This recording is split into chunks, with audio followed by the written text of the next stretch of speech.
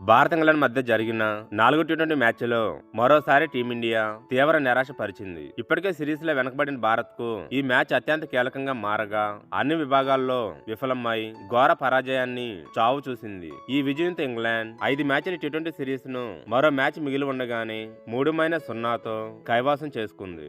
వీడియోను చూసే ముందు చిన్న రిక్వెస్ట్ అండి, వీడియోను లైక్ చేసి మీ సపోర్ట్ ని తెలియజేయండి. మొదటిసారి మన ఛానల్ ను చూస్తున్నట్లయితే సబ్స్క్రైబ్ చేసుకుని పక్కనే ఉన్న బెల్ ఐకాన్ ని ఆన్ చేసుకోండి. టాస్ గెలిచిన భారత్ ముందుగా బ్యాటింగ్ దిగింది. ఆరంభం నుంచే భారత బ్యాటర్లపై ఇంగ్లాండ్ బౌలర్లు ఒత్తిడి తెచ్చారు. ఓపెనర్లు త్వరగా పెవిలియన్ చేరడంతో భారత్ కష్టాల్లో పడింది.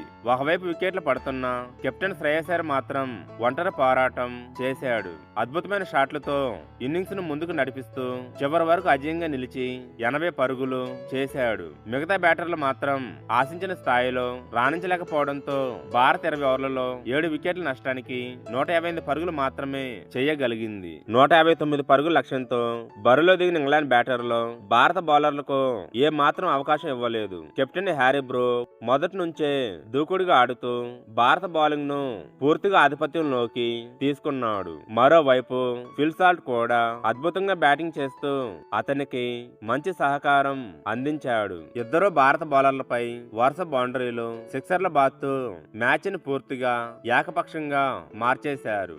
హ్యారీ బ్రూక్ కేవలం 35 బంతుల్లోనే 78 పరుగులతో అజయంగా నిలవగా ఫిల్ సాల్ట్ 42 బంతుల్లో 59 పరుగులతో నాట్అవుట్ గా నిలిచాడు. వీరిద్దరి అజేయ భాగస్వామ్యంతో ఇంగ్లాండ్ కేవలం 13.5 ఓవర్లలోనే లక్ష్యాన్ని ఛేదించి 9 వికెట్ల తేడాతో ఘన విజయం సాధించింది. భారత బౌలర్లు 1 వికెట్ మాత్రమే తీయగలిగారు. కీలక సమయంలో వికెట్లు తీయడంలో విఫలమవడంతో పాటు పరుగులను కూడా నియంత్రించలేకపోయారు. బ్యాటింగ్, బౌలింగ్, ఫీల్డింగ్ 3 విభాగాల్లోనూ భారత్ పూర్తిగా తేలిపోయింది.